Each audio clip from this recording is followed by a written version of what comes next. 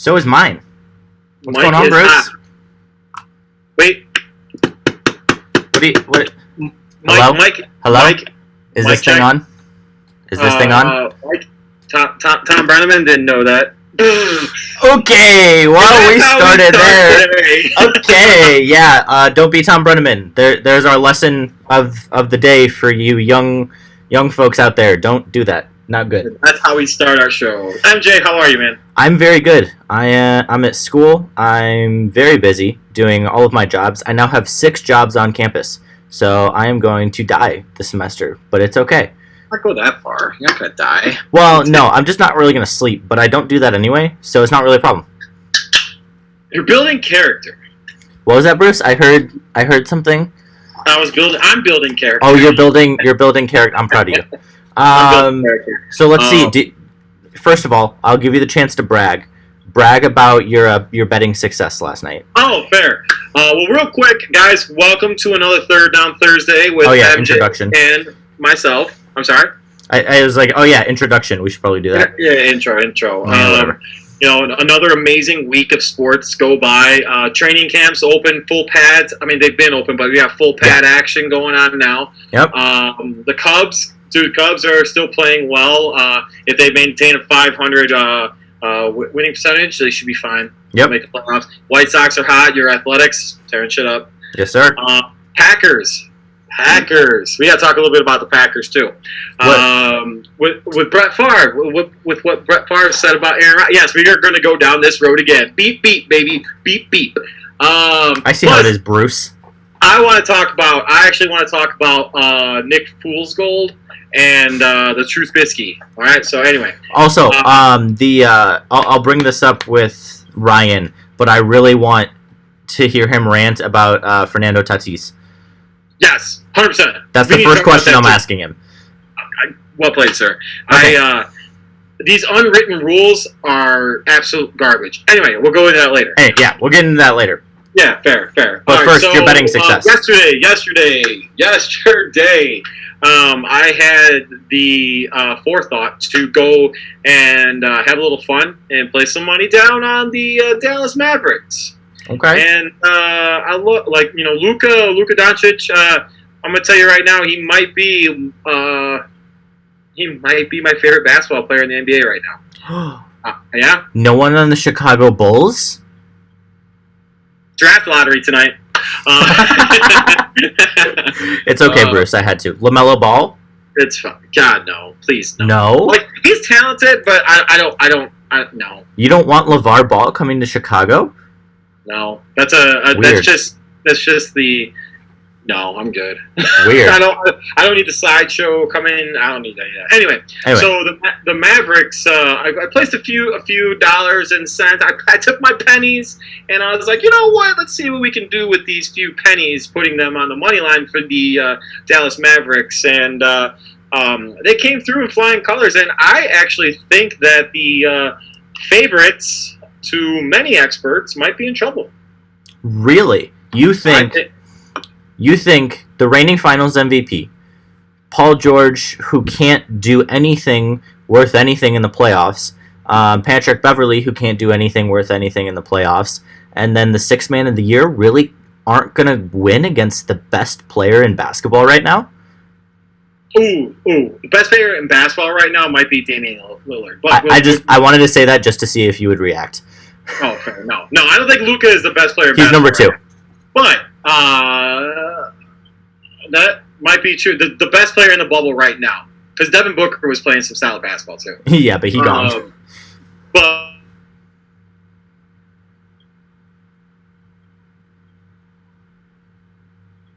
yes, I actually think we got crickets. Like chirp, chirp, chirp. Sorry, you froze a little bit. We're good. Oh, my bad. Sorry, my apologies. That's okay. But yeah, Mavericks, I think they're good.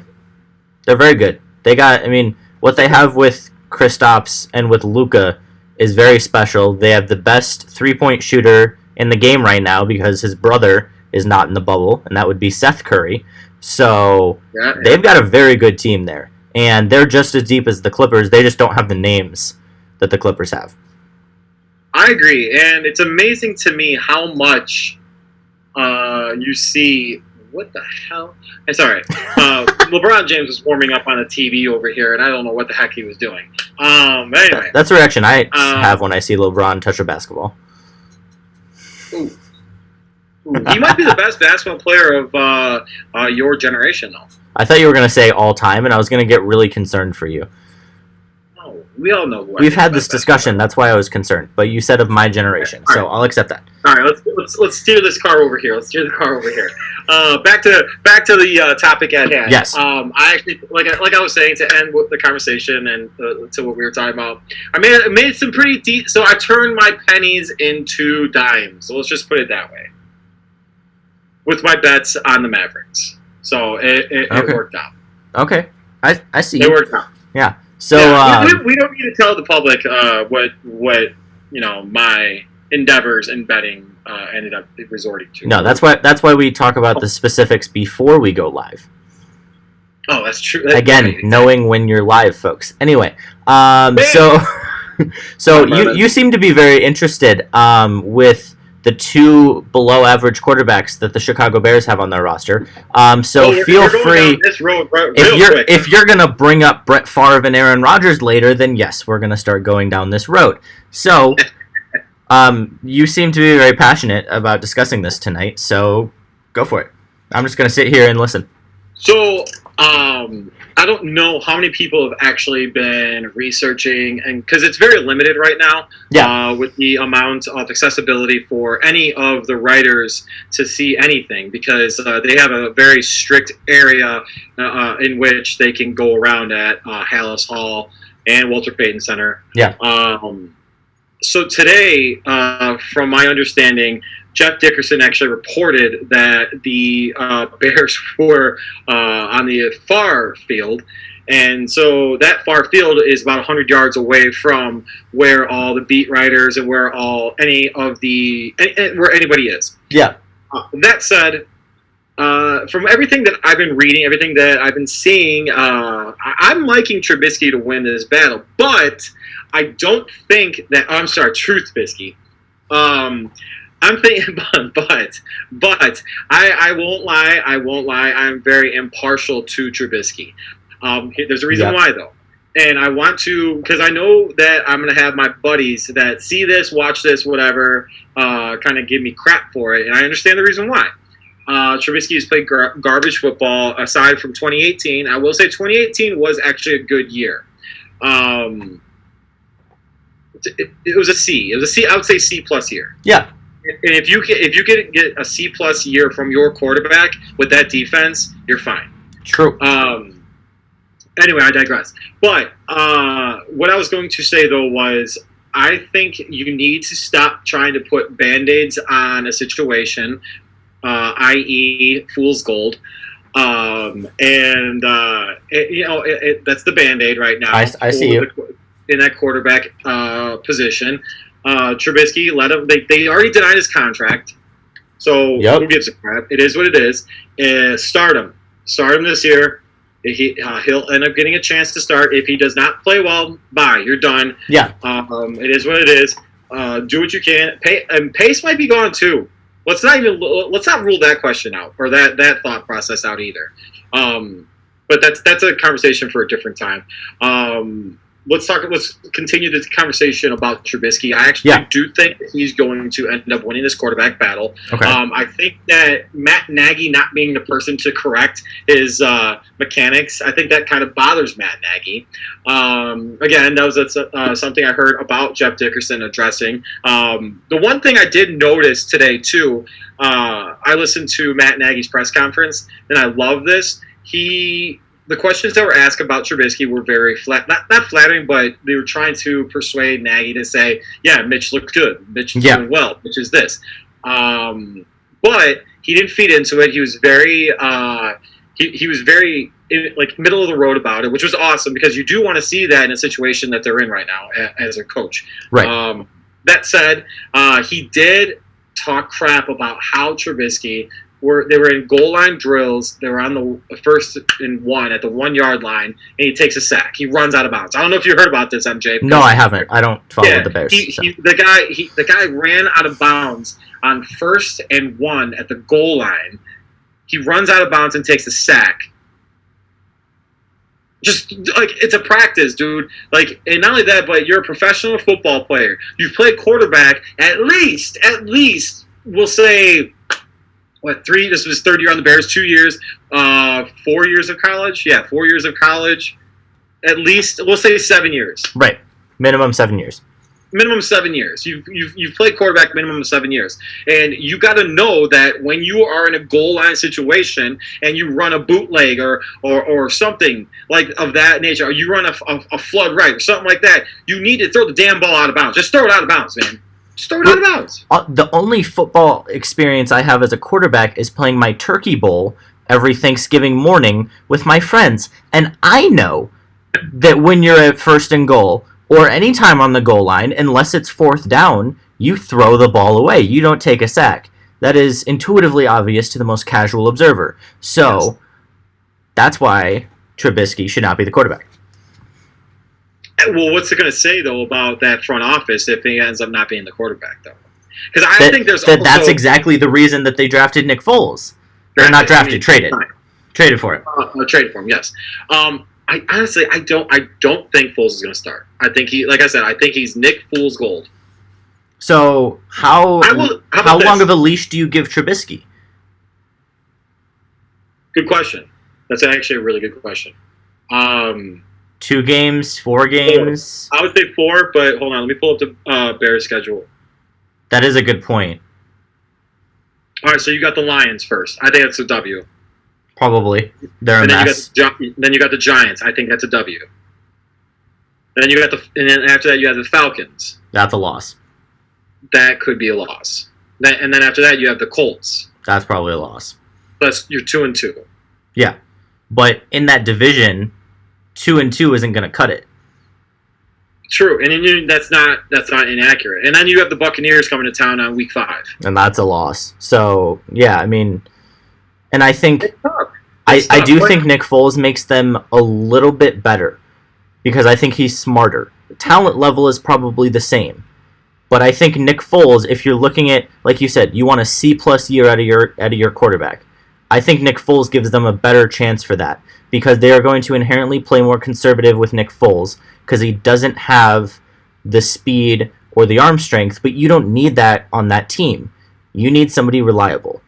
I do agree with you. I think that from a consistency standpoint, you might get more consistency out of Nick Foles. Right. But I think you have more big play potential from Trubisky. Going from the history of both athletes, you see there's more consistency with Foles. Yeah. However, if Trubisky, and this is a big however, and this is what we are trusting the staff for the Bears to be able to evaluate accurately. But we don't know if that's actually going to happen. But that said, if Trubisky is the guy that has the biggest, honestly, basically he's boom or bust. He has the boom or bust mentality. I think that that's the best title to put him at. Yeah. That said, though, if his roller coaster ride in those valleys aren't as deep, I think you start Trubisky. I think Truthbisky, the Truthbisky. He keeps saying it. We'll do this. How about this? We'll do a gentleman's bet. Because you're not allowed to bet, because you're not 21 yet. Right. So that said, we'll bet. We'll do a hot dog. Wait, did we do dinner already? I think we bet dinner already. What did we bet dinner on? I don't know. We definitely did bet dinner. Did I freeze or did you freeze? I can still hear you. There we go. What did we bet dinner on? But I don't remember. We bet dinner on something. I'll have to go back and find that. I remember that. I'm not about to go through all of our stuff to see what we bet dinner on. But we bet dinner. I'll get you dinner. I don't give a shit. If I'm ever back in the suburbs. Right. Fair. That's a fair point. Because my parents did buy a house. They got one down in Texas, huh? Yep. Congratulations. That's pretty cool. So my new home address will be I forget what the town is, but it's a suburb of Dallas. It's right around Frisco. Sweet. Yeah. So Congratulations. huge house. There's a pool. Very excited for the pool. I get to go. Yes. I get to do Thanksgiving by the pool. I might join you. Do it. Come on down. It's a 6-bedroom house. There's plenty of room. That's awesome. Yeah. Well, anyway, you guys heard it. I got invited. So, and I used to work with his dad too. Yeah. So it would be fun. Worked. Bring Celine down. I'm sure she and my mom would get along very well. Perfect. Yelling at their husbands. It would be perfect. Oh, whoa. Whoa. No one yells at Mr. Hurley. No, that's true. But no. So to end what we were talking about, while we did not provide any kind of statistical information to back up my claims. I say we, I mean I just feel, and like I said, I am super biased in this right now because I frankly just don't like Nick Foles. That's fair. But that said, I personally think that Trubisky will edge out Nick Foles to start this season as the Chicago Bears quarterback.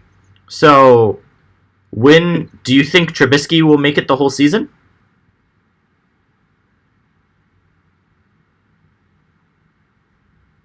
No? I don't know. You don't know? I don't know. So you're so set on him being the starting quarterback, and you're like, I don't know how long it lasts. Again, I'm not going to be that guy that says yes to something and then is like, no, or says no to something. It was like, oh, I backed him up the whole time. Honestly, I don't know. There's so many variables that are like in this right now with COVID. With the Chicago Bears announcing that there's no fans. Kansas City says that we'll go 20% capacity. There are just so many different messed up variables that are going into this season, including inconsistent throwing and new mechanics and just things like that. And big Nick.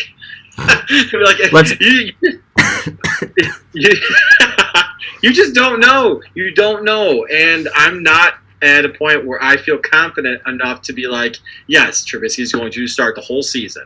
I will say I am confident enough to say Trubisky will start the season, but I do not feel confident enough to say with the variables and the track record that the Chicago Bears have had for not just last year, but years before that, to make me feel like, yes, this is the best quarterback that the Bears can possibly put out there for a 16-game season. So I have two questions for you, Bruce. Number one, when was the last time the Bears actually had a quarterback controversy? I mean, you could argue it was Kyle Orton and Rex Grossman, but... which makes this look like heaven. That's true. You could argue it was Steve Walsh and Eric Kramer. Okay. You're like, who? I don't even think you were born yet. Probably not. You could argue with the people that hated Jay Cutler and Cowan. True. Well, okay, so then, I mean, the Bears are kind of used to mediocre quarterback controversies. So are the fans. That's the worst part. True. And here's another thing. I'm totally interrupting, and I apologize. I'm used to it. Fair. The one thing that I'm absolutely ridiculously tired of is hearing that like you have Nick Foles as the potential starter for the Bears, and you'll also hear in the same sentence or the very next sentence with the association with Nick Foles, he's okay. Yeah. Like, honestly, and that's the one thing as a Chicago Bears fan that I am just so sick and tired of hearing with association with our quarterbacks. Yeah, that's fair. He's okay. He's decent. I mean, at least it's not Jay Cutler where Packers fans cheered him when he ran on the field in Lambeau because he helped us more than he helped you. So at least it's not that. I actually, what's funny is I actually like Jay Cutler's attitude. Only because he was that type of guy in a big market team. Yeah. Hearing criticisms from and he did not care. And whatever. I'm sorry? He did not care. No, not at all. Did not give a damn. And he took his money, He took the hits, and he just kept on going until his time was up. Arguably, he may have been the toughest quarterback in Chicago Bears history. And that's not... Probably. Well, okay, I won't even say that. I'll say he arguably is the best Chicago Bears, or toughest Chicago Bears quarterback I have ever witnessed. That's fair. I'll give you that. But the other question I have, because like you said, there's a lot of discussion over Trubisky changing his mechanics. Could it really get any worse? You could be Tim Tebow. Okay. Tim Tebow doesn't know what sport he wants to play. No, and I love Tim Tebow, too. Oh, I do. Yeah, he's great. And I think he's just as bad of a baseball player as he was a football player. It's just, in my opinion, I think it's easier to get away on natural athletic talent in football than it is in baseball. True. But anyways. But really, can it get any worse? Well, no. Right. Like, so it can't. But with that being said, why not start him? because you don't know what you're gonna get. Well, no. Like I said, you do kind of know what you're gonna get. It's kind of It's gonna be bad. I don't think it's gonna be that as bad as you think it is. Well, you know what though? Also, I'm a biased observer, and I actually do. I like the one thing you want to love the guy. You do, because he does everything right. He comes in early. He works his craft hard. I really do think with him that it's in between the ears. I really do think that. Really? You think it's just all mental? And I think obviously there was some mechanical things that were wrong with him too. But I do think that there are stuff. Well, yeah, it definitely is between the ears because he can't read defenses. He wasn't able to read defenses. He wasn't able to make proper reads, and he wasn't able to go through his progressions. He gets happy feet when he can't get through his progressions. You know who also does all of that? Aaron Rodgers. Patrick Mahomes. What, gets happy feet? Yeah, Patrick Mahomes didn't know how to read a defense until, I want to say, week 12 last year. He said was the first time he ever felt confident about reading a defense. You know how terrifying that is, Bruce? But at the same time, I think he has confidence, and yeah. When you play any sport, if you don't have confidence, regardless of your talent level, right? Yeah. So just to warn you, Ryan works for the military, and he says he's running late, so he might not be able to show up. So we're on hold with that. That's okay. So we can keep rocking this thing. Yeah. We had a 2-hour-long show last week, MJ. I just about freaked out. I was like, was that yesterday? I know, I almost said yesterday. Dude, like, this whole week has been so, like... I just did 2 orientation sessions that were 11 hours a day, and then tomorrow I start doing move-in every day. It's wild here at Bradley University. And hopefully we'll stay more than the 1 week that UNC was able to stay, or like the 2 days Notre Dame was able to stay. You have OSU had an entire sorority house test positive. Every single sorority sister, all 23. And they were all drinking White Claws. If Paige weren't told that she's not supposed to talk, she'd probably be reacting to that. But that's awesome.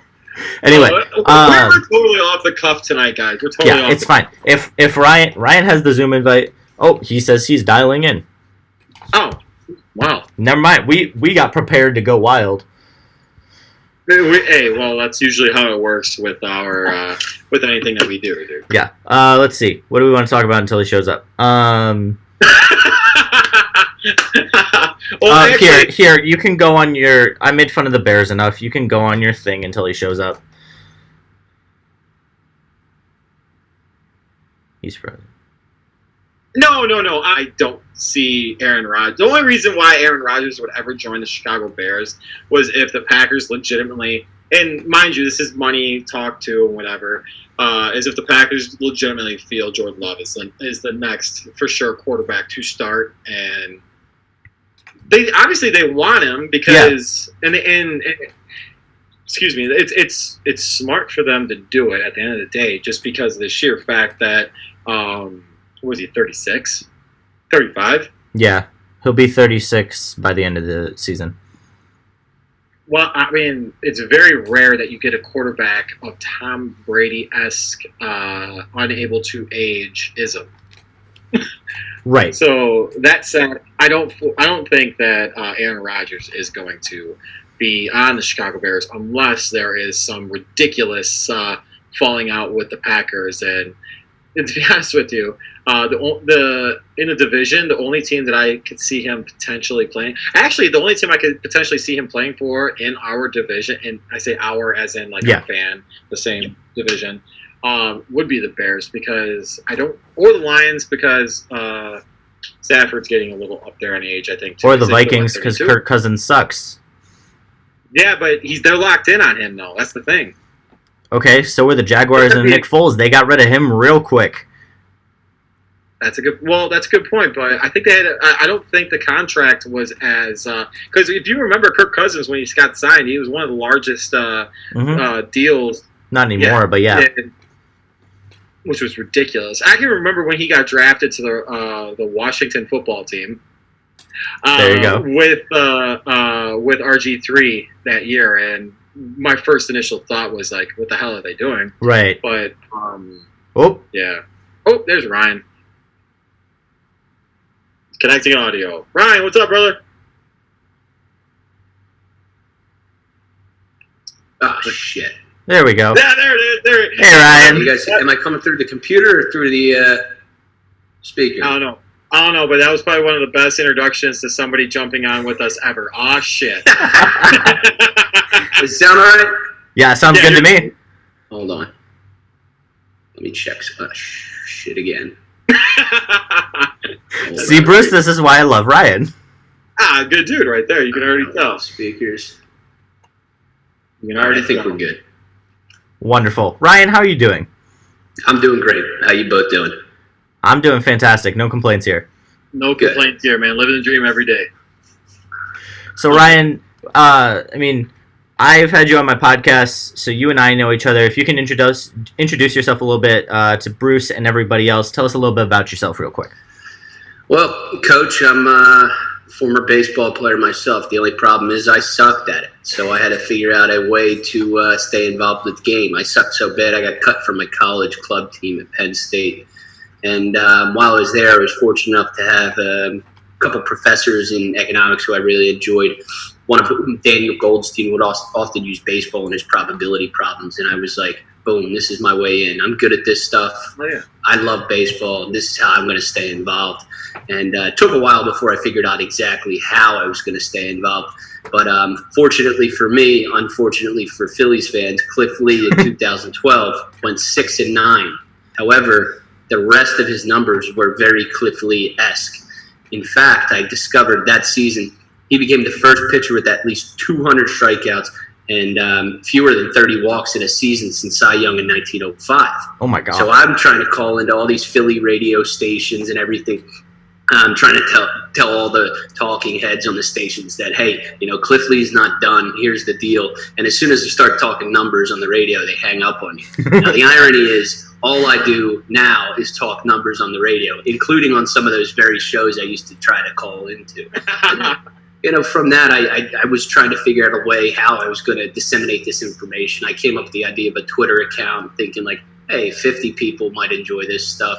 Fortunately for me, it's been a lot more than that. And from all this, I've been fortunate enough to get invited on shows like this one here with you guys and done MLB Network a few times, written a few books. I've worked for the Sporting News, NBC Sports, the Buffalo News, a couple different spots. And all of this coming from some poor kid who couldn't cut in on the club team and had to find a way to stay involved with baseball. So, Ryan, the first question I have for you, I remember you brought this up at the end of our interview on my podcast. You mentioned something about the Colorado Rockies, and you had a way for them to play the system or something and score way more runs than they're scoring right now. Can you explain that for us? So what I say is I have a way for the Rockies to steal wins, and this is why I'm going to be the Rockies GM one day. Exactly. I love it. So the Rockies, there's what I like to call, it's a little play on words. I call this untapped wins, right? because of course you have the whole Coors thing. Yep. The everybody's well apprised on the Coors effect and the effect it has on the baseball and part of it, and the offensive numbers. Now, this is not just because of the thin atmosphere. It also has to do with the fact that guys can't throw breaking balls there. And so when you know the ball's coming in straight, it's going to be a hell of a lot easier to hit. And the thing with this is, though, it's kind of like, I don't know whose theory it is, Newton's theory that everything has an equal but opposite. Everything, I don't even know what the hell I'm messing up. Yeah, the equal opposite reaction. Yeah. So the Rockies also deal with this thing called the hangover effect, and this is something that's very infrequently discussed. Sounds like now. Me. Yeah. All right, I apologize. No, I hear you. I'm with you. The hangover, but the hangover effect is that the Rockies then go on the road. Now, first of all, these guys' bodies are dealing with the fact that they're going from mountain level to sea level, over and over again. I don't know how much you guys know about the science behind that, but that really, really messes with your blood, if nothing else. It's thicker. And yeah, it can absolutely cause all kinds of exhaustion and other things. And it can also make you sick, to be honest. There's all kinds of different things that these guys are dealing with. But then on top of that, they're seeing pitches that they're not seeing in 50% of their games. And if you look at the numbers throughout history, the Rockies playing home baseball since 1993. First at home, last on the road. Now they're way out in front at first, and they're way down there in last. Yeah. And if you go throughout history, any span, 93 to now, 95 to now, 2000 to now, 2005 to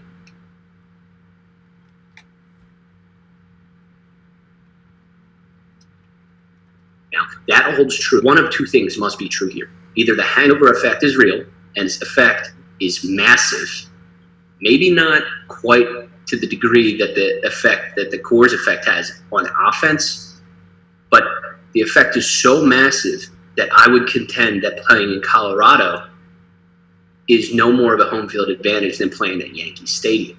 Point in case, DJ LeMahieu. Look up the numbers that he has on the home and the road splits. Look at Chris Iannetta is another example recently. But the way that I want to game the game for the Rockies and steal these untapped wins is by platooning, but not platooning like baseball knows it. I don't want to platoon a position. I want to platoon guys home and road. You got two positions maybe where you're going to say, all right, you're my left fielder at home, you're my left fielder on the road. You're my second baseman at home, you're my second baseman on the road. Now, if you do this over the course of the season and you bring out the best in that guy who, maybe he hits a straight ball really well, so you put him at home. He has great numbers in Colorado, so you put those two guys at home, and then you have two other guys that are great junk ball hitters, or they just all around decent hitters. But because of the Coors effect, they really struggle on the road. And you say, all right, these guys are only playing on the road, and you just let's call it a random assumption here. You say that these guys are now worth in each season. You've stolen 4 wins over the course of the season. That's enough to make an 87-win team. Otherwise, not in the postseason, excluding this year, of course, but 91-win team. So you're changing the makeup of the roster entirely by doing so. Right. And honestly, I actually really like that idea. And from the standpoint that you're coming from, I actually think that, it would work because you're using statistics. However, how do you get a player to buy into that thought process, though? Because you're dealing with major league players that have egos, that have that thought process. That I'm not going to sit when I go to New York. I'm not going to sit when I go to Chicago. So, honestly, I'm curious, though. How would you actually get a player to buy into that thought process? So you're gonna have to do it by a couple different ways. First, you got to sell it to them in person. You're gonna have to sell them the idea. It's plain and simple as that. One thing that I've learned with players, and I know a few of them, and talk to a number of them. First of all, a lot of these guys hated analytics, especially when it started. Now, a lot of them have bought in. Why have they bought in? Baseball players are visual. They love the pictures. You tell a guy, well, I'm going to do a shift. You're going to shift this player. He's like, no, go to hell. Absolutely not. I'll pitch the ball wherever I want. You show him a picture and say, well, here's the 3 ground balls he hit to the right side, and here's the 97 he hit to the left side. He's going to say, yeah, you know what, you might go ahead and shift that guy. And I don't know how we can depict this in picture form, maybe a heat map or something, by looking at a guy's numbers at home and on the road versus Coors and then traveling on the road.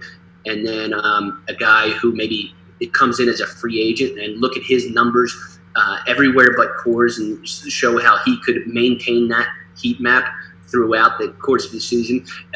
Whereas if he plays his games at Coors Field, he's not going to maintain it because here are the numbers. Here's what players do on the road. Here's a point in case in DJ LeMahieu, who's beloved throughout all of baseball, and now he's a perennial all-star and MVP candidate and hitting home runs like you wouldn't believe. Like he never hit even playing at Coors Field, and that's how I think you could potentially get guys to buy in. Of course, you're going to have guys who say, no, absolutely not. This isn't my thing. But you're going to have some guys that are going to be willing to do so, especially when you start talking, hey, you finish this season at 320, 400, 500. You come up for a contract and another team wants to sign you, that's going to look a hell of a lot better than if you go ahead, play your games at Coors, then play your games on the road and struggle on the road because of the hangover effect, and you bat 260, I don't know, to 350, 420. And when you start talking those kinds of numbers and then convert them to dollar figures, I think you're going to have some guys listening, especially when you go to that WAR factor. You say you get an additional 1 more out of each one of those guys over the course of the season. Well, a win above replacement is worth about $8.1 million.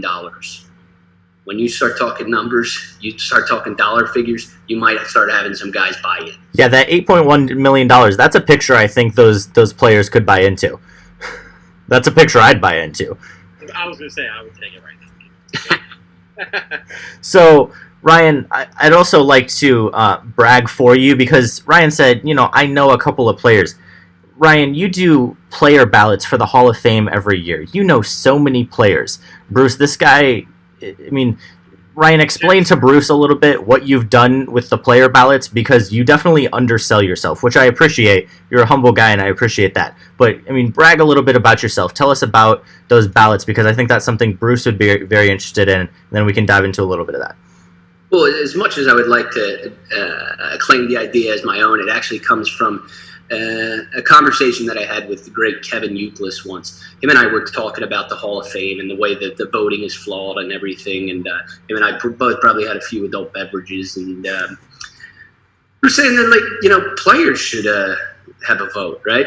And he was like, yeah, that's absolutely the way it should go. I'm not saying take the media completely out of it, but they shouldn't have the only say. What about the guys like me? I'll never get in the Hall of Fame. I still love baseball. I own a bar now. But baseball kind of just cast me away. I get invited back for the anniversary teams, and that's it. But otherwise, I'm out of the game, and I don't necessarily want to be. And I was like, you know what? Players absolutely should have a vote. You're exactly right. And he goes, yeah, you know what? Somebody should go ahead and do that and ask the players what they think. And I was like, I got you. I can do that. And so. What was it, 3 years ago, I think I did the first one, and I decided to ask some ball players. I didn't say, just a couple of the guys who I knew. Friendly with Tim Raines, who was kind enough to invite me to his Hall of Fame induction. Edgar Martinez did the same for me. I've spoken with Larry Walker as well. I'll go to his induction whenever that happens. I love Larry Walker. Oh, he's the greatest. I apologize for interrupting you, but no. I'm a Cubs fan, but as a Cubs fan, I actually really enjoy Larry Walker. He's one of the greatest ever. But so I decided, all right, let me reach out to some of these guys, see if there's any interest. And the interest blew me away because all of a sudden I started getting emails back. I probably sent out, I don't know, maybe 25 the first time around. I started getting emails back from guys saying hey, do you mind if I send this to my boy? Hey, do you mind if I send this to so-and-so? Hey, can I send this to so-and-so? And it was there was a lot of interest with it, but the results would really blew me away, and that was by far and large players wanted Barry Bonds and Roger Clemens in the Hall of Fame. Players wanted Curt Schilling in the Hall of Fame after the news broke on him today. Well, hopefully he still gets in. I believe in the ball player on the field. I don't really it's I believe it was John Baker, so your boy, who said on his ballot, he said it's the Hall of Fame, not the Hall of Morality. Let's get it right. And I'll tell you what, I'll have to send you Baker's. He wrote like a piece on his first ballot, and it was one of the coolest things ever. Commenting on everybody, he had one of the coolest stories ever on Larry Walker, actually, and just a really cool dude. But he's somebody who voted. So what I decided to do was I opened it up to all former players, and just let these guys have a ballot. And then I tallied the votes, saw where they ended up. And it was a pretty cool project and something that I carried on going forward. I did it last year, and then I'll do it again this year. And hopefully it continues to grow. I love it. And I'm 100% agreeing with you, to be honest with you, because being from Chicago and Ron Santo continuously being screwed over for years before he was able to get into the Hall of Fame via the Veterans Committee. But, I agree 100%. I really wish it was changed to what you're describing right now. Yeah, so Ron Santo's a great example because it really pisses me off as well. How do you tell me that this guy's not a Hall of Famer year after year after year after year, and then you let the guy die and then you induct him 6 months later? Go to hell. That is such BS. It drives me insane. He was one of the greatest third basemen ever, like hands down. And then you're going to say, no, not a Hall of Famer, not a Hall of Famer. And then let the guy pass away, take away his moment. Like, it would have been, no doubt, probably a top 5 moment for that man in his life, given especially that he, no offense, never won a World Series. No. You got yours now. But, yes. I absolutely, I agree. And I think that, I think the players, it's just kind of where I stand. I think these guys who dedicated so much of their life to the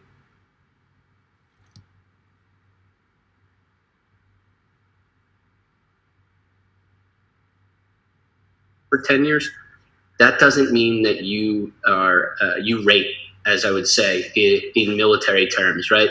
And I will say, I'll tell you guys, I'll give you a little peek under the hood. I recently applied to BBWA because I would like a vote, because I'm sick of just trying to convince people to vote for so-and-so or this guy or that guy. I'll tell you one guy who I'm sure you know, Chicago Sun-Times, Chris DeLuca, who's a good friend of mine. Fantastic. Every single year before he casts his ballot, he asks me who's on mine and why.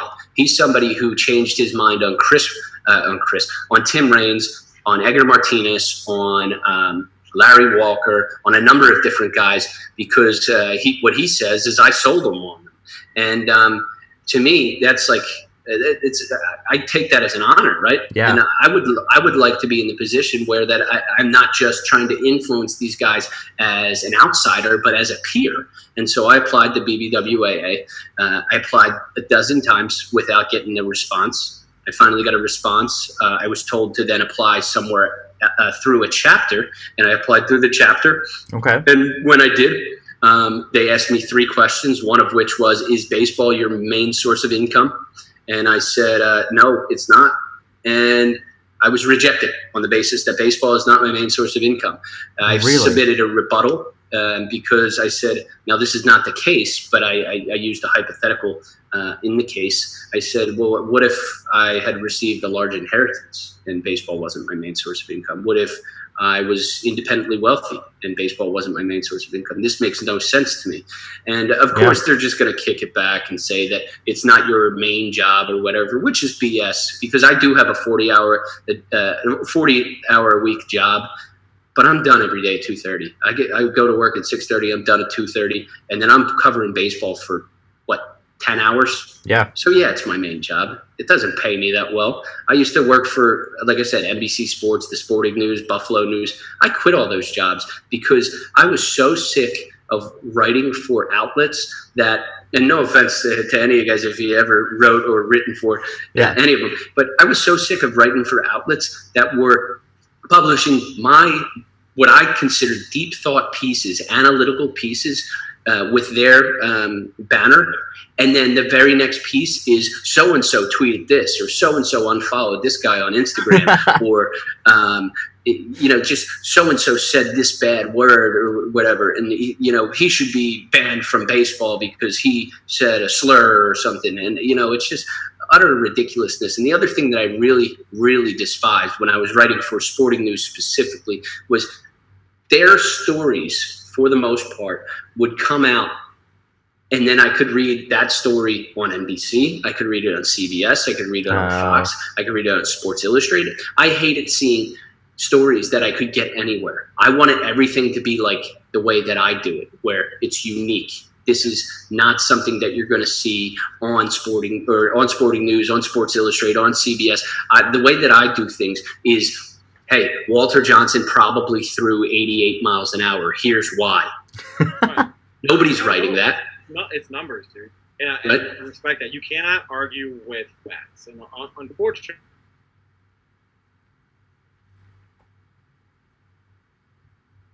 we are kind of skewed away from that area, and it's more of a gossip type thing, and it's very unfortunate, and I agree with you. That's part of the reason why I actually stopped reading Sports Illustrated. But I digress. Well, it's not only that. I also can't stand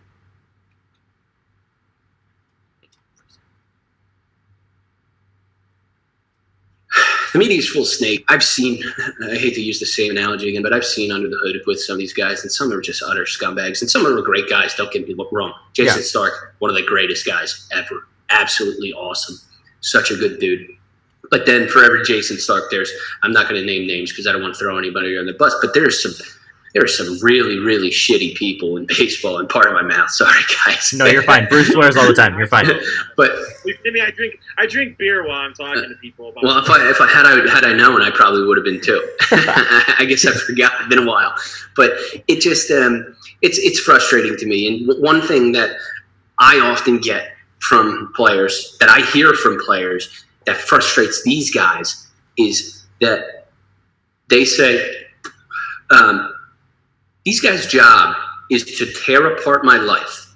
If I say a bad word, if I have a bad outing, they tear it apart. They rip apart my life. If I get a divorce, no matter what, they're ripping apart my life. They're critiquing every single thing that I do. And then if I say I didn't like a piece that they wrote, then they lose their shit. They lose their mind. And they think that they're beyond reproach. And the truth of the matter is, and I'm telling you this from guys who I've spoken to, and I'm talking dozens, they are afraid of the media. They don't want to speak up about anything. They're all afraid of being themselves because it's the way that it is we're in a time of gotcha, right? Everybody wants to just catch you. They want to pull up a tweet that you tweeted when you're 13 years old or 14 years old and burn you to the ground for it. And it's just a terrible, terrible time to be in. I think, and I'm in an unfortunate place because I owe Twitter a lot, but I think, holy shit, I can't believe the Phillies lost tonight. I'm just seeing this. Sorry. I love it because you gave up 7 runs. Oh my gosh. 7 runs in the bottom of the 6th. Ryan, if you're looking away, it's not because I don't want to listen to you. It's also because the NBA draft lottery is on, so I keep looking up at it. I got you. You're good. But that's so frustrating to me. I'm sorry that I lost my train of thought. No, I like those real reactions. Yeah, but it's just as far as I'm concerned, it's a shame that these guys. Did you ever notice every single interview sounds the exact same? There's a reason. They're coached up. They're coached up. They're told what to say. They can't be themselves. One of the few who actually is himself is Trevor Bauer, and he gets threatened by Major League Baseball all the time. Now, he got threatened yesterday. I don't even agree with a lot of what Bauer says. I think he's off base with the Astros stuff personally because he knows as well as I know that 8 to 9 other teams were involved in the sign stealing BS. Right. And he just continues to spout off about the Astros this and the Astros that. It's just terrible that these guys are essentially they're marionettes of their environment, and I just don't like it. Side note: I swear to God, if the Bulls get the #1 pick the year after Zion was drafted, I'm gonna be freaking pissed. What's going on right now? You're rooting for the Bulls not to get the #1 pick. Yes. No. No, he's just still gonna be mad either way. I don't mind it. However, when you have a dynamic player like Zion Williamson and you've drafted 7th for 3 years in a row after having some of the best chances of getting the number 1 pick in previous years, of course they're going to get the year where there's no dynamic, game-changing potentially guy in the draft to be number 1. That's what I was being upset about. I'm okay with them getting the number 1 pick. Don't get me wrong, but there's nobody that's in my mind like that's the number 1 guy. That's the number 1 guy because there's out of all the draft, the other draft potential things that I've been looking at. There's so many different guys that have the potential to go number 1. So that's it. Sorry, I'm like losing my train of thought because I'm excited, but at the same time, I'm just like crap. That's why you don't become a Bulls fan. Anyway, Ryan, I want to get your opinion on Fernando Tatis and the whole unwritten rule thing, because I think it's ridiculous. Having played baseball and same as you, the highest level I've been able to get to is college club baseball. So, I mean, we may not have played at Major League Baseball level, but you've spoken to plenty of players. So from your perspective, players' perspective, is it really that bad to swing 3-0 when you're leading? I mean, isn't that your job to hit the baseball? So hold on. Let me preface this with, I now play slow pitch softball. I love it. And I'm going yard. I'm going yakko every single time if we're up 22-2 because that pitcher sucks. I've done takeout slides in slow pitch softball. Like, there is absolutely no way that there should be an unwritten rule about you can't swing 3-0 because you're up 7 runs late. That's so ridiculous, right? Do you know how ridiculous this is? Let me put a spin on it so that perhaps people who don't think it's ridiculous maybe will have a better understanding, right? This is like saying a pitcher whose team is up 7-0, who gets ahead of a batter 0-2, now has to throw a ball. That is so ridiculous. Like, when you put it that way, I mean, it's not quite the same thing, but it's not that far off. It pretty much is. Very, very ridiculous. Fernando Tatis has a job, and it is to hit a baseball, or it is to get on base by any means possible. If you didn't want him to hit a home run 3-0, then throw a more challenging pitch. Or throw a ball. Because he did exactly what he was supposed to do, and he took that ball out. And moreover he's fighting for contract money, right? Yep. These numbers matter. The unwritten rules do not matter, right? The fact is, Fernando Tatis, I mean, he did exactly what I would want a player to do for my team, and I was disappointed to see Padres manager react the way that he did. But just to close out on that, and I think you guys know how I feel, but you guys also know that I'm a huge advocate of statistics and mathematics, right? Yeah. So not following an unwritten rule is the exact same thing as following a written rule. That's simple mathematics right there. You just cross off the not, cross off the on, and boom, same thing. The correlation I actually brought to it was if the pitching team is up 5-0, and they are still using the shift against the guy. Why? Yeah. That was my thought as soon as I heard that. Boom. Like, why are you shifting if you're already up 5-0? Yeah, you're exactly right. Because you want to keep the 5-0 lead. Well, the other thing on that is I think it was 2 years ago when the Phillies were a garbage team. They came back. I mean, look at just tonight. I stopped watching the game. The Phillies were winning 7-1. And then the Blue Jays scored 7 runs to win the game in the last. If they would have just hit a grand slam. I'm mad right now. 7-2 they were winning. I'm just, oh my God, I hate this team so much. I hate being a Phillies fan more than anything in the world. This team is not going to get in the postseason when 8 teams get invited. By the way, I don't know if you saw this. I'm gonna for once I am gonna spout off and toot my own horn here. Go for it. I don't know if you see my pinned tweet. The baseball's postseason. Yeah. Is exactly what I suggested that they come up with. Yes, I saw that. Is exactly to where the teams are playing, how they face each other, the number of games.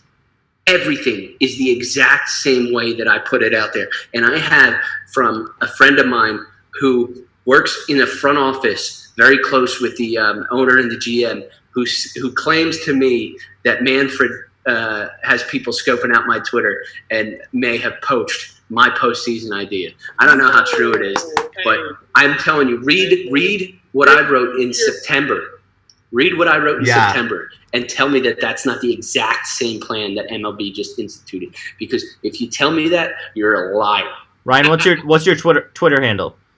The Ace of Spaeder. TheAceofSpaeder. Yeah, we gotta blast that out. Oh my gosh, he called September 30th, 2019. I saw that. Oh my gosh. You gotta actually read it though. I'm telling you, it's exactly. That's fantastic. It's like down to the fact that I said the way that the first round should be is 3-game series with all of the games being played in the favorite team's home ballpark. Everything. Wow. Like, just go down. That's just one example. There's several. It kind of drives me nuts, but at the same time, it's kind of cool. It's flattering. And then the other thing I got is like people going, I'm like, wow, this is kind of crazy. Major League Baseball's postseason is exactly what I said it would be, or what I said it should be. And then I have people commenting on me like, "Oh, what do you think you came up with it? You're so arrogant. You're so full of yourself." And I'm like, no, it's the same thing. It's like the Spider-Man meme, right? You know? Yeah. That's good. Bruce, what question you got for Ryan? I've been asking all the questions. No, that's okay. Actually, one of the things, Ryan, that I obviously you're a huge Phillies fan, so you're a big proponent of the even better. Let's go back. I digress. I'm terrible right now because I was totally watching basketball stuff and I gotta get back. What pick did the Bulls get? Fourth. Your Warriors got second. Anyway, let's go. Ryan, actually, my question to you is this: one of the things that I thought about was bubble cities for Major League Baseball. And one of the things I thought of was, and I'm sure there's other people around our area in Chicago that have talked about it on radio, but I talked to it with my buddies, and unfortunately I wasn't quick and smart enough to put it in a position to be heard by them. But they said, so the NL and AL East would play in New York. The AL and NL Central will play in Chicago, and obviously the West out in LA, because they have the stadiums, the Dodgers and the Giants or whatever. Chicago has Wrigley and US or guaranteed rate, and New York has Yankees, Mets. So do you actually think a bubble system, for somewhat talk about in your briefing just a little bit ago, do you think something like that would work, and do you think they're going to enact something like that? It's really interesting because I think we're in for an interesting couple of months here, and I think the country is going to change a lot with regards to how people treat this thing, and I'm going to leave it at that. However, I do think for a postseason it could work.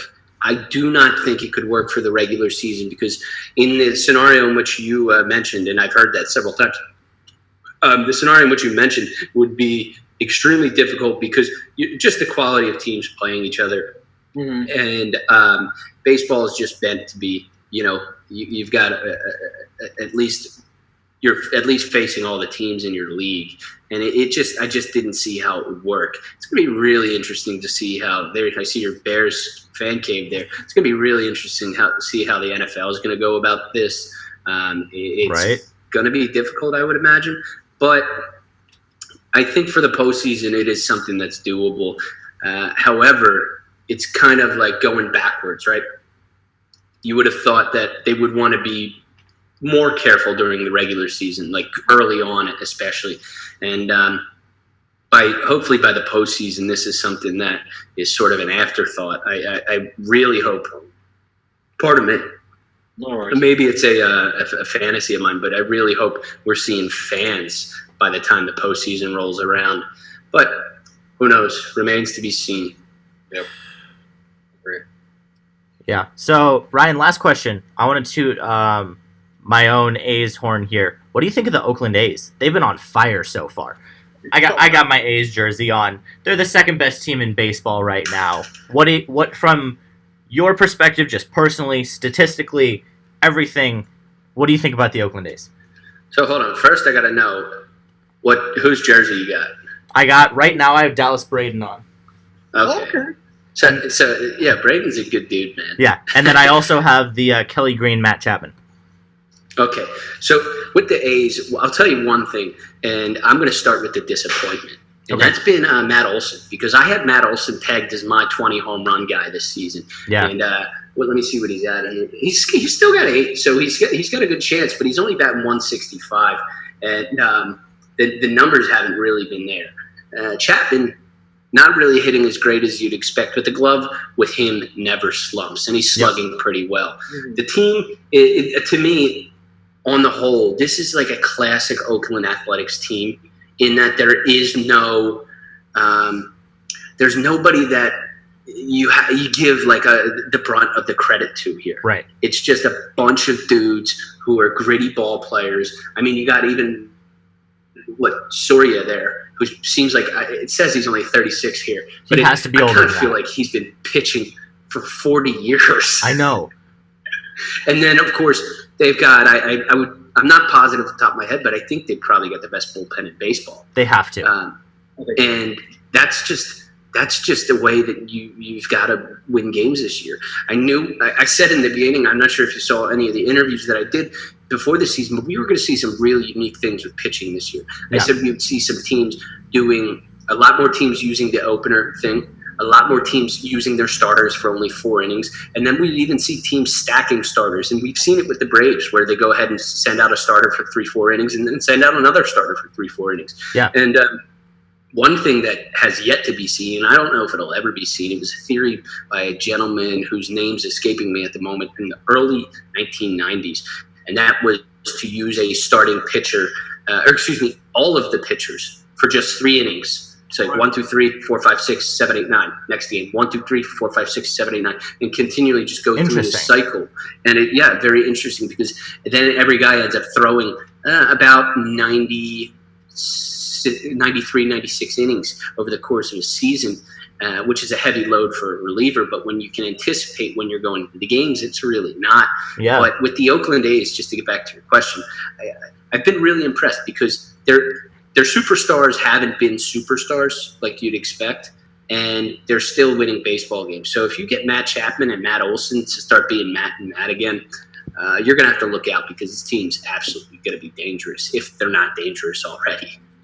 Yeah, it's been a lot of fun. The fact that I'm still not loving that they rely on the home run so much, but that's what the A's have always done. That's what they've done the last couple years. I mean, Matt Olson, I believe there was a stretch, he had 5 hits in a certain amount of games, and they were all home runs.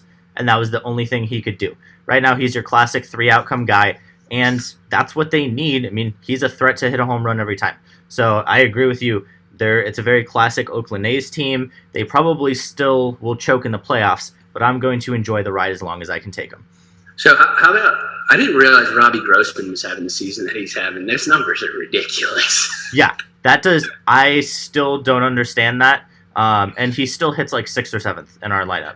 They haven't moved him up yet. Again, this is classic Oakland A's, where you have just some random dude who's this, what is the word that a journeyman, right? Yeah. Who just comes along, and he has a first season with the Oakland A's, and then all of a sudden, boom, breaks out. Yep. Same thing with Ramon Laureano. That's what the A's do. I think he's a great player. He's still pretty young, I believe. He is, yeah. And he's got a cannon for an arm. Oh my gosh, he's amazing. Yeah, but the A's are going to be a lot of fun. Hopefully they can take down the Cubs just to spite Bruce, but we'll see. We got to worry about the White Sox this weekend, one game at a time, dude. True. Well, Ryan, I think that's all of the time we have today. Thank you very much for coming on the show. As always, it's been a lot of fun to have you here. We appreciate all of your opinions, all of your statistics. You are fantastic. So thank you once again. 100%. Thank you, Ryan. Hey, I really appreciate you both, and I hope you guys will have me back soon. Maybe next time we can do it during the NFL draft or something. I'm sorry. Perfect. This is why I like Ryan. He makes fun of Bruce with me. Hey, Ryan, next time you're in Chicago, we got to go golfing if you do that too, man. Come on now. Hey, I'll tell you what, I can hit the shit out of a ball, but then my short game is weak. Hey, it makes it fun. Yes. But, and honestly, we can have a few of these too. Yeah, absolutely. A little more than a few. Come on. Yes, sir. Yes, sir. Well, we will talk to you later, Ryan. We'll have you on again soon, and thank you once again. All right, take it easy, fellas.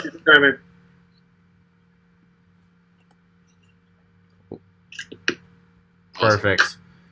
Ryan's good guy. You can totally tell he knows a lot more statistics than like the average person. Let's be honest, Bruce. He knows more stats than you and I put together.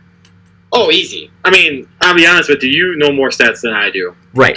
But he also, I didn't realize this until the end. He has, his system pulled up on the left where he constantly has, updating stats and things for whatever we're talking about. And I didn't realize that until he's like, oh, Robbie Grossman is having a good year too. And I'm like, wait a second. Boom, boom, boom, dude. It's boom, very boom. impressive. Well, yeah. The A's are going to be really good. They're better than the Cubs. We'll talk more about that too. But, we can start next week with that. All right, I'm gonna pub us again. Go for it. All right, guys. Shirts are ordered. They're gonna be blasted out by Bradley because MJ is going to toss them out at y'all over at Bradley. I'm going to have some myself around this area. Promote the brand. Promote your local sports duo. We are the Chicago suburbs. Well, Chicago suburb and former Chicago suburb boys. So. There you go. So I'll be blasting that out on social media eventually. Yep. I'll try to get a rendering this next week, and we'll go from there, dude. Hopefully, maybe in 2 weeks we can both be wearing one during a show. Ooh. Actually, to be honest with you, that was the goal in 2 weeks, so that works out. Actually. Let's go. I like it. Well, thank you as always, Bruce. It's a lot of fun. Nice little de-stress from all of the work I do. And I know you do a lot of work too. So, it's been way too much this week, but okay. It's all good. You go enjoy the draft lottery. Our team's got top 5 picks, so it's a good night. It's true. Go Bulls. Go Warriors. Let's go. All right. See you guys.